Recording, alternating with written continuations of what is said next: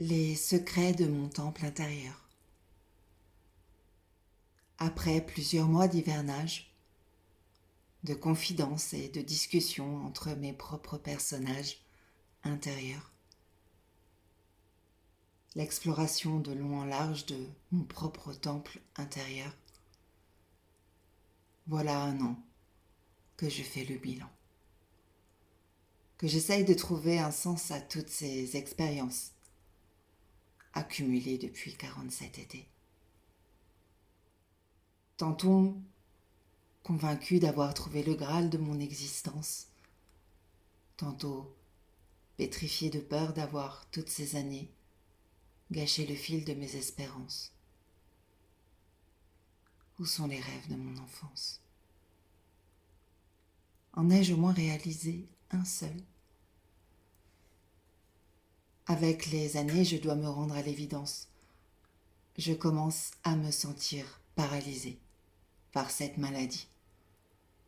Je me sens parfois tellement amoindrie, inutile, insipide, sensible et tellement démunie.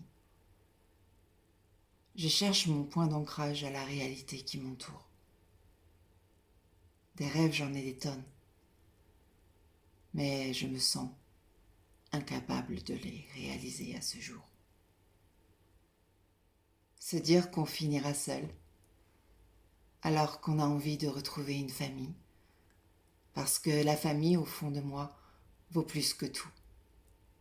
La mienne est partie en morceaux au fur et à mesure des décennies. Et pourtant, je ne me sens à ce jour pas prête à tout recommencer. La peur d'aimer, la peur de se réattacher et de revivre l'abandon, la peur d'être aimée pour ce que je ne suis pas. Tout comme tout à chacun, je suis parfois hantée par mes fêlures et mes blessures, si fortes et si fragiles à la fois. La confiance en moi sur laquelle je travaille semble perdue en ce samedi soir de cafard. Dans une société où, quand on vieillit, on semble relégué aux objets trouvés. Les secrets de mon temple intérieur regorgent d'humanité, de colère, de peur, de doute et d'espoir, mais aussi de foi, de joie, de confiance et de tellement d'amour à donner. Je dois juste intégrer que l'amour ne doit plus être sacrificiel au point de donner à s'oublier et se mentir.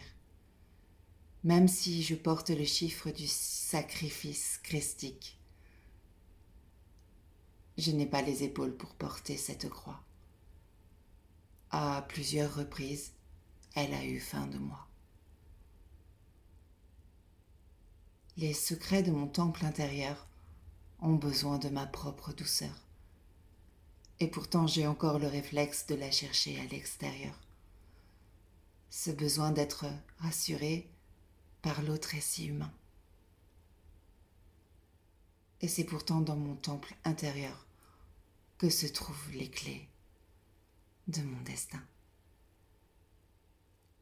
C'était les mots de calme, un samedi soir, quelque part sur la terre.